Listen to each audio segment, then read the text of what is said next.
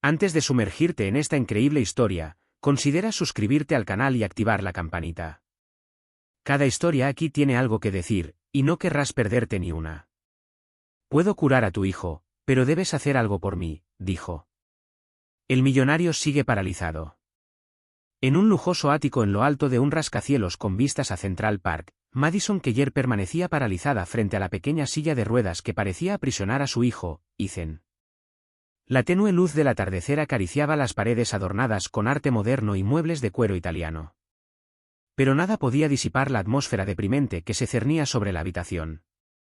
Ethan, con apenas 9 años, miraba al frente, con las piernas inmóviles, como congelado en el tiempo. Habían pasado 8 meses desde que la enfermedad había comenzado su insidiosa progresión, paralizando lentamente sus extremidades inferiores. Médicos, expertos internacionales, habían examinado al niño sucesivamente, explorando todas las posibilidades.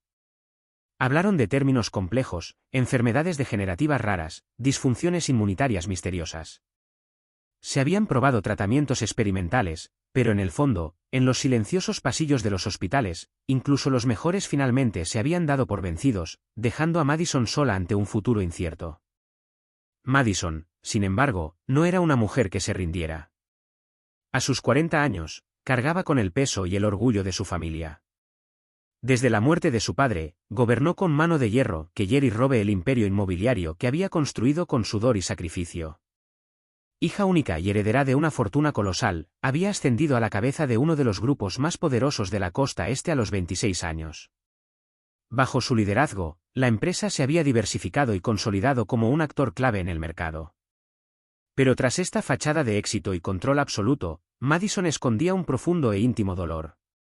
Su agenda, repleta de reuniones con banqueros, políticos y filántropos, de repente parecía insignificante comparada con la inmovilidad de su hijo. A pesar de su inmensa riqueza, no podía comprar lo que más deseaba, la salud y la alegría del niño que había gestado durante 9 meses. En reuniones sociales y galas benéficas que presidía con gracia y aplomo, su sonrisa era una máscara cuidadosamente elaborada. Pero en cuanto se apagaban las luces, en cuanto cerraba la puerta de su ático, la máscara se desvanecía. Se sentaba en el gran sillón de terciopelo de su oficina, rodeada de libros raros y fotos familiares, y un silencio denso la envolvía. Este silencio le pareció aún más cruel que las palabras de un médico. Miró las piernas de Ethan, inmóviles y frágiles, como ramas rotas de un árbol que se deja congelar. La risa que tanto había amado, ese sonido claro y cristalino que una vez llenó la casa, se había desvanecido, arrebatada por la enfermedad. Y cada noche, en esa soledad dorada, Madison derramaba lágrimas que creía secretas, lágrimas de rabia, de impotencia y de amor absoluto. Esta mujer poderosa, esta heredera que parecía controlarlo todo, quedó reducida al estado de una madre desesperada. Una madre que, a pesar de todos sus recursos, no podía hacer más que observar, esperar y llorar. Un jueves de enero, el viento nos azotaba las mejillas y la nieve caía en grandes copos sobre Brooklyn como un sudario silencioso. Los transeúntes pasaban apresurados, con los hombros encorvados, ansiosos por escapar del frío gélido. Pero una figura solitaria, erguida y resuelta, atravesaba la calle desierta. Madison Keller. Sus botas negras de cuero resonaban sobre el pavimento helado, contrastando con su larga e inmaculada capa de cachemira, ya manchada de copos de nieve. No podría haber dicho por qué sus pasos la habían llevado allí. La iglesia San José, un viejo edificio de piedra ennegrecida, medio derrumbado a la sombra de edificios modernos. Había pasado por delante cientos de veces sin siquiera mirarlo. Ese día, sin embargo, empujó la pesada puerta de madera, que crujió y se quebró. El interior estaba frío, silencioso, casi abandonado. Unas pocas velas titilaban ante una estatua desportillada de la Virgen, y el olor a cera, mezclado con el de la madera vieja, daba al aire una pesadez inquietante. Bancos polvorientos se extendían hasta el altar.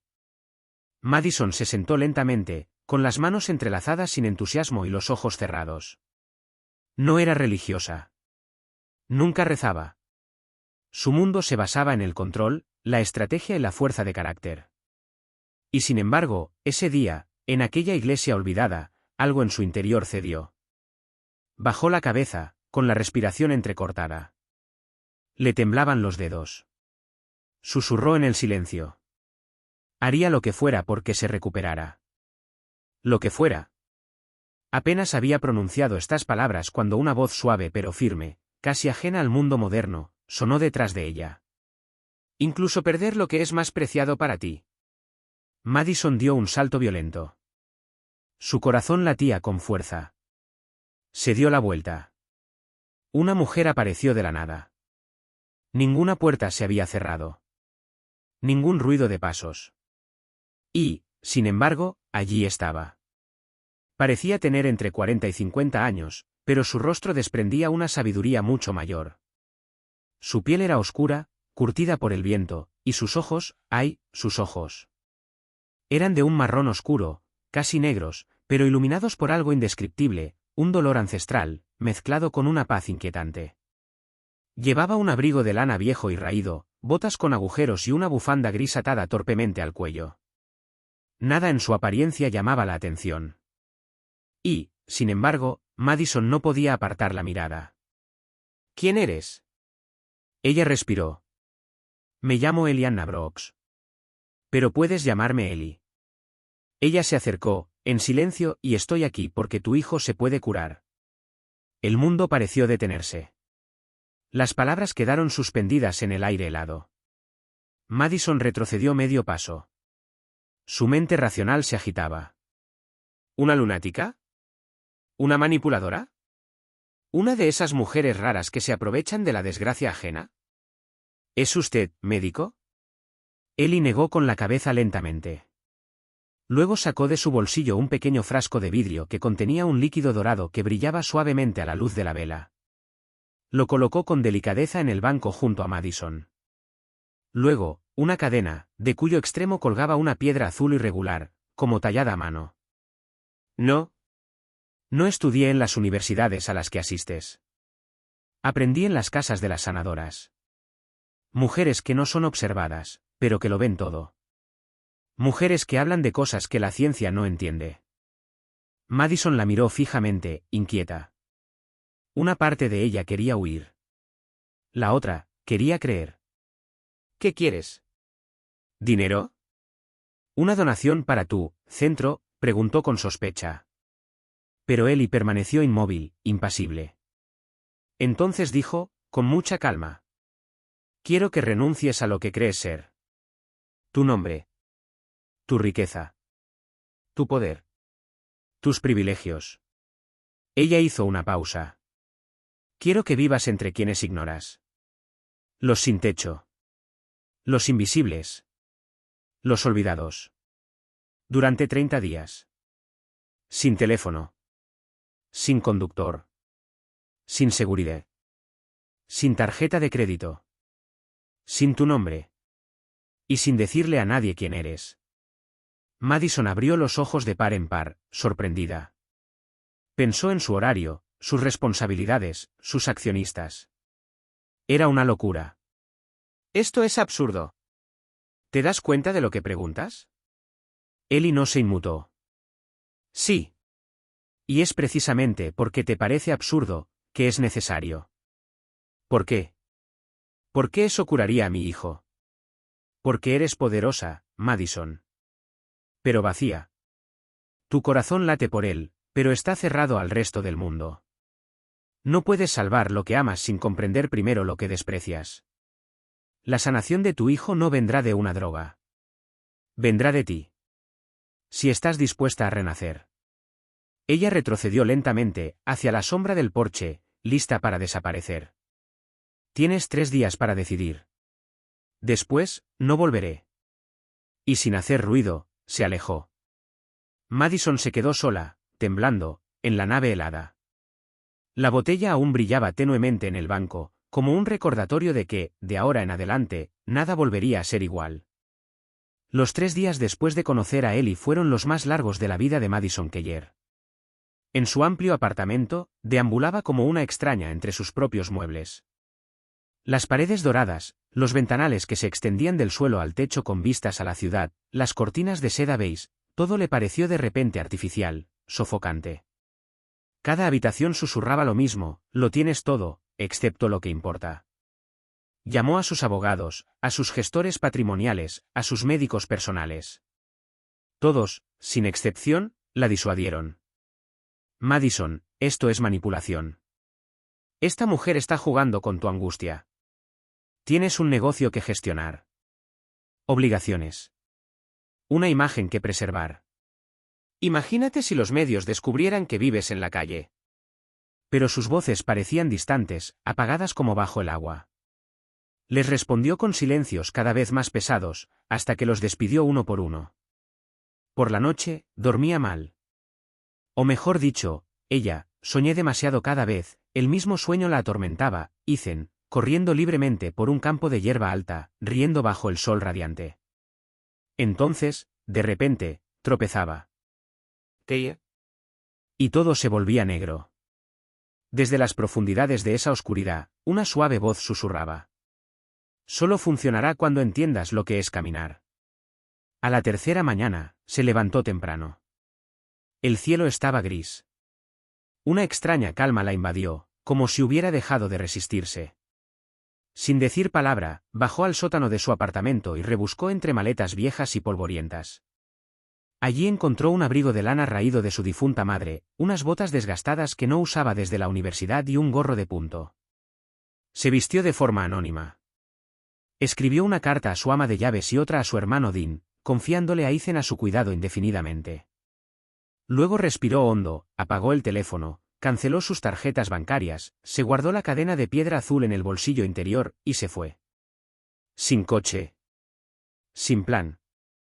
Sin destino. El shock fue brutal. La primera noche la pasó acurrucada tras la boca de metro de Flatbush, sobre un cartón empapado. Tenía los dedos helados a pesar de los guantes. Temblaba. Cualquier ruido la sobresaltaba, una sirena, una voz de borracho, el aullido de un perro. Se quedó dormida a ratos, con el estómago vacío, el cuello dolorido y los nervios de punta. La segunda noche, un hombre la despertó arrancándole la bolsa de plástico. Ella gritó, forcejeó y lo empujó. Él huyó. Pero su corazón latía tan fuerte que pensó que moriría allí mismo. La tercera noche, un grupo de jóvenes la amenazó. Se refugió en una lavandería abierta las 24 horas, donde permaneció sentada hasta el amanecer, fingiendo leer una revista vieja y abandonada. Y entonces, poco a poco, se abrió otro mundo. Lentamente, dolorosamente, pero profundamente.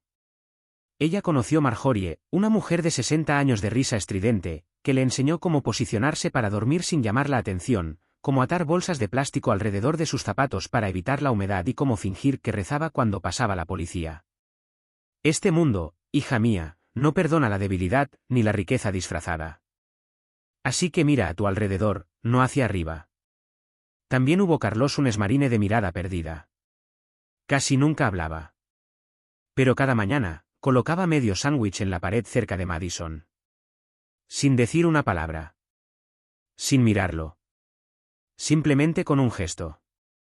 Y luego Jardín, un adolescente negro de 17 años, rechazado por sus padres tras salir del closet. Tocaba el violín frente a una tienda de conveniencia, por unas pocas monedas. Su arco a veces temblaba, pero su música tenía algo milagroso, hacía llorar a los transeúntes sin saber por qué. ¿Sabes jugar?, le preguntó un día. Madison negó con la cabeza. Así que escucha. No necesitas dinero para entender el dolor. Solo necesitas quedarte ahí. Y no apartar la mirada. Madison aprendió a esperar en la fila para recibir un plato de sopa, a sonreír para evitar problemas, a leer los gestos de los demás como si fueran lenguajes secretos. Lavaba ventanas en una lavandería por unas pocas monedas. Recogía botellas para ganar 50 centavos. Pasaba horas escuchando historias de gente que nunca había visto.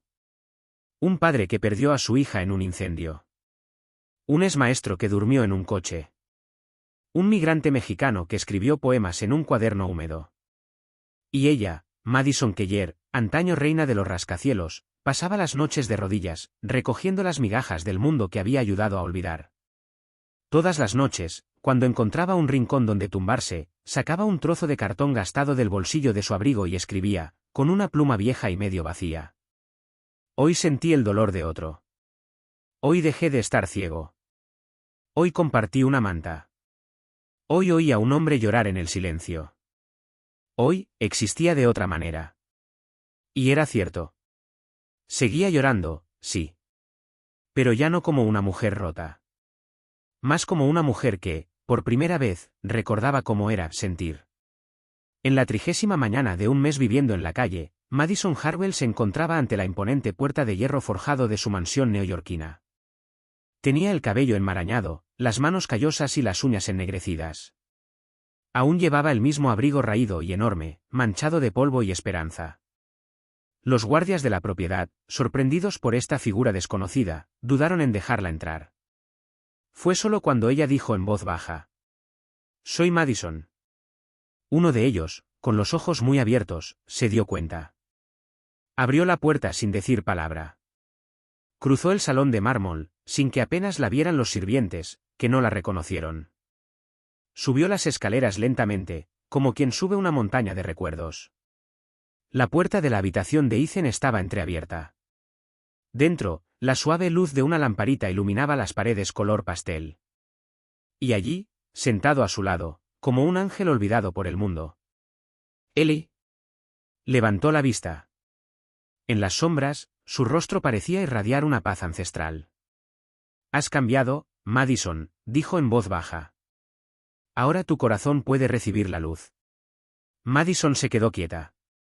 No entendía todo, pero Olía sintió una verdad abrasadora en su interior, ya no era la misma. La arrogancia se había desvanecido. Había conocido el miedo. El vacío. La humildad. Y finalmente, la escucha. Ellie extendió la mano y la colocó sobre la frente del niño. Cerró los ojos. Susurró algunas palabras que Madison no entendió. Luego simplemente dijo: «Mañana por la mañana se levantará. No me busques. Mi papel ha terminado». Se levantó y caminó hacia la puerta. Antes de cruzar el umbral, se dio la vuelta y sacó del bolsillo la botellita de aceite y la piedra azul. «Consérvalos. No son artefactos mágicos. Son recordatorios de lo que te has convertido». Luego desapareció en el silencio. A la mañana siguiente, mientras el sol se asomaba tímidamente a través de las cortinas, Madison se despertó por un ruido inusual. Pasos. Pequeños pasos. Ella saltó. Y allí, bajo la luz dorada, estaba Ethan. De pie, con los brazos extendidos hacia la ventana. Una tímida sonrisa en los labios. «Mamá», me levanté. Ella gritó. Cayó de rodillas, con el corazón latiéndole con fuerza. Las enfermeras corrieron hacia ella, incrédulas. Los médicos llamaron a urgencias. Le hicieron escáneres, revisaron las imágenes, pero todo parecía perfectamente normal. La parálisis no había dejado rastro. Ninguna señal. Como si nunca hubiera existido.